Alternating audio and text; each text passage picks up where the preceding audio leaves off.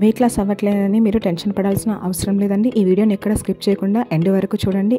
ఇందులో దోశలోకి తినడానికి చట్నీకి ఎక్కడ 1 డ్రాప్ కూడా ఆయిల్ యూస్ చేయకుండా చేశాను. వీడియోని స్కిప్ చేయొద్దు, లైక్ చేయడం మర్చిపోకండి. చాలా హెల్దీ రెసిపీ.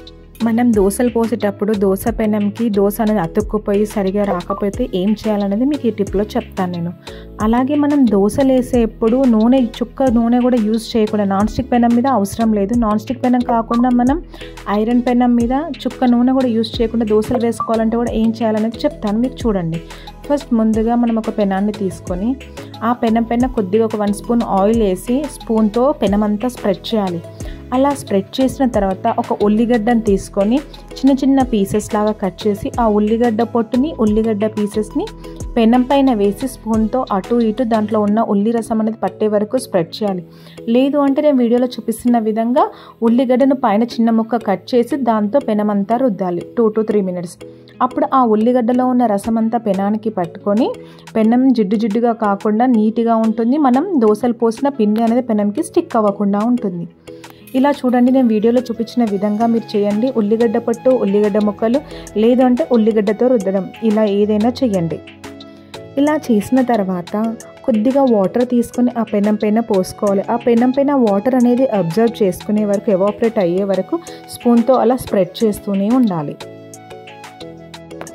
ఇప్పుడు వాటర్ అనేవి ఎవాపరేట్ అయిపోయింది పెనం పైన కాబట్టి మనం దోశ వేసుకుంటే దోశలు అనేవి ఆయిల్ లేకుండా పర్ఫెక్ట్గా వస్తాయి.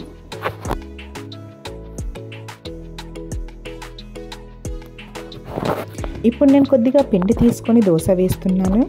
ఇది ఓట్స్ దోశ అండి. ఈ ఓట్స్ అనేవి హార్ట్ పేషెంట్స్కి కానీ, హార్ట్ సర్జరీ అయిన వాళ్ళకి కానీ, స్టంట్ వేసిన వాళ్ళకి, నార్మల్గా ఫైబర్ రిచ్ ఫుడ్ ఇది కాబట్టి ఫైబర్ కంటెంట్ తక్కువ ఉన్న వాళ్ళకి కానీ, పైల్స్ ప్రాబ్లమ్స్ ఉన్న వాళ్ళకి కానీ, ఏదైనా వెయిట్ లాస్ అవ్వాలనుకునే వాళ్ళకి కానీ, డయాబెటీస్ పేషెంట్స్కి కానీ, చిన్నపిల్లలకి కానీ ఎవరైనా ఇది తినొచ్చు. సర్జరీ అయిన వాళ్ళు కూడా చాలా అంటే చాలా హెల్దీ రెసిపీ అండి. ఇది చాలా హెల్దీ అండి. ఓట్స్ అనేది ఎవ్రీడే ఓట్స్ని మనం ఒక పూటనైనా తీసుకోవడం హ్యాబిట్గా చేసుకుంటే చాలా బాగుంటుంది. ఒక 30 days చూడండి. వెయిట్ లాస్ అవ్వాలనుకునే వాళ్ళకి పక్కా కరెక్ట్ రిజల్ట్ వస్తుంది. మీకు ఎలాంటి టాబ్లెట్స్ యూజ్ చేయకుండా కానీ, కడుపు మార్చుకోకుండా పొట్ట నిండా తింటూ టమ్మీ ఫుల్గా ఉంటుంది. ప్లస్ 0 ఫ్యాట్ తోటి చాలా అంటే చాలా హెల్దీ రెసిపీ. హలో అండి, welcome back to our channel నాన్నతో నవ్వి. వెయిట్ లాస్ అవ్వట్లేదని టెన్షన్ పడుతున్నారా? అలాగే కడుపును మార్చుకోవాలి, ఎలా మరి ఆకలేస్తుందని ఆలోచిస్తున్నారా? ఆ టెన్షన్స్ అవసరం లేదు. ఈ వీడియో చూసి ఈ రెసిపీ చేస్తే ఎవ్రీడే తినండి, ఈజీగా వెయిట్ లాస్ అవ్వచ్చు. ముందుగా నేను ఈ ఓట్స్ దోశకి రోల్డ్ ఓట్స్ తీసుకుంటున్నానండి. అదేనండి ప్లెయిన్ ఓట్స్, మసాలా ఓట్స్ కాదు. 2 కప్పుల నేను ఇక్కడ ఓట్స్ తీసుకుంటున్నాను. 1 కప్పు మినపప్పు, లేదంటే 3/4 కప్పు మినపప్పు అయినా తీసుకోవచ్చు. 1/4 కప్పు లేదా 2 చిన్న చెంచాల శనగపప్పు, 1 చిన్న టీ స్పూన్ మెంతులు, 2 టీ స్పూన్స్ పోహ, కప్పు కొలతతో అయితే 1/4 కప్పు ఉంది. ఈ పోహ ఇవన్నీ కలిపి నానబెట్టాలి. ఓట్స్ని సపరేట్గా నానబెట్టండి. మినపప్పు, శనగపప్పు, మెంతులు, పోహ ఒక దాంట్లో నానబెట్టి అలా 2 సార్లు కడిగిన తర్వాత కొద్దిగా నీళ్లు పోసి ఒక 1 నుండి 2 hours నానబెట్టండి. ఎక్కువ టైం అవసరం లేదు. మీరు ఈ ఓట్స్ని రెండింటిని కలిపి కూడా నానబెట్టచ్చు. కానీ మీరు నీళ్ళతో కడిగితే నీళ్లు వంచేప్పుడు కానీ మిక్సీ పట్టేప్పుడు బాగా జిగురుగా అనిపిస్తుంది. ఆ టేస్ట్ అవసరం లేదనుకునే వాళ్ళు, దాన్ని అవాయిడ్ చేయాలనుకునే వాళ్ళు మాత్రం సపరేట్గా నానబెట్టుకోండి. అలా నానబెట్టుకున్న తర్వాత ఒక చిన్న అల్లం ముక్క, 4 నుండి 5 పచ్చిమిరపకాయలు వేసి మిక్సీ పట్టండి వీటన్నిటిని. ఇలా మిక్సీ పట్టిన తర్వాత దోశ బ్యాటర్ని ఒక బౌల్లోకి ట్రాన్స్ఫర్ చేసుకొని చిటికెడు లేదా 1 టీ స్పూన్ సాల్ట్ యాడ్ చేసుకోవాలి. ఈ సాల్ట్ మీరు దోశ పిండి అప్పటికప్పుడు వేసుకోవాలనుకున్నప్పుడే ఒక చిన్న బౌల్లో కొద్దిగా తీసుకొని యాడ్ చేసుకోండి. కొద్దిగా ఎక్స్ట్రాగా ఉంది, మీరు ప్రిజర్వ్ చేసుకోవాలి నెక్స్ట్ డేకి అనుకున్నప్పుడు మాత్రం ఆ పిండిలో సాల్ట్ యాడ్ చేయకండి, ఎందుకంటే మరీ పుల్లగా అవుతుంది. దోశ బ్యాటర్ రెడీ అయింది. ఇప్పుడు చట్నీ ప్రిపేర్ చేసుకుందాం. ఈ చట్నీకి 1 కప్పు పల్లీలను తీసుకొని రోస్ట్ చేసుకోవాలి ఆయిల్ లేకుండా.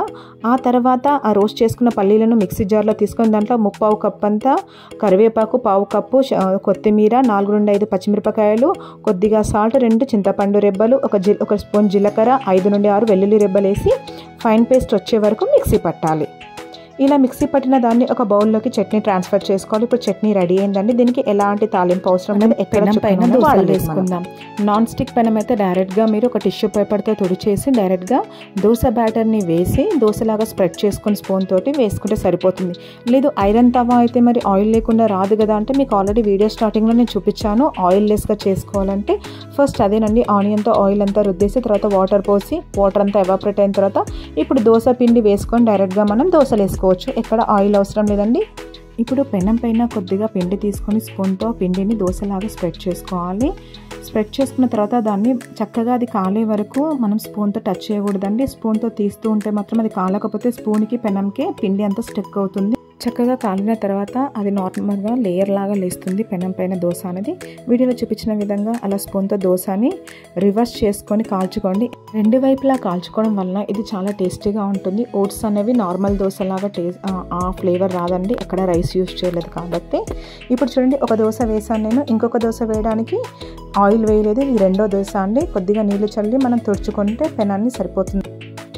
ఇప్పుడు పెనం పైన కొద్దిగా నీళ్లు చల్లి క్లియర్ చేసుకున్నాను కాబట్టి ఇప్పుడు ఒక స్పూన్తో కొద్దిగా దోశపిండి తీసుకొని దోశ వేసుకొని దాన్ని రెండు వైపులా చక్కగా కాల్చుకోండి.